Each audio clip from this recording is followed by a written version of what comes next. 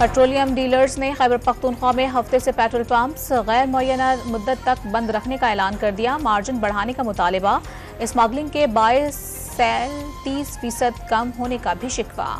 कराची के मुख्तलिफ इलाकों में हल्की बारिश से गर्मी में कमी आ गई। सदर आई चंद्रीगढ़ रोड, नेशनल हाईवे, गुलशन हदीद, शाह लतीफ टाउन और स्टील टाउन में मौसम खुशगवार हो गया। लाहौर में दूसरे रोज भी बारिश से मौसम खुशगवार। जिला खैबर की तहसील बाड़ा में 2 खुदकुश धमाकों से 3 पुलिस एहलकार शहीद और 8 जख्मी हो गए।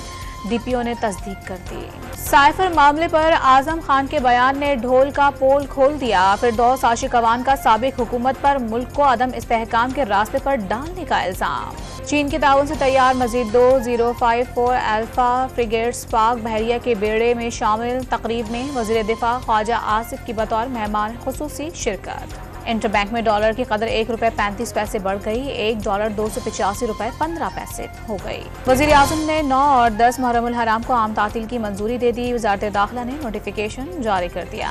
इस्लामिया यूनिवर्सिटी बहावलपुर के चीफ सिक्योरिटी ऑफिसर गिरफ्तार। पुलिस का मनशियात और सैकड़ों नाजेबा वीडियोज बरामद करने का दावा।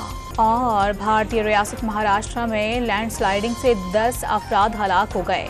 100 के करीब अफराद दब जाने का खदशा।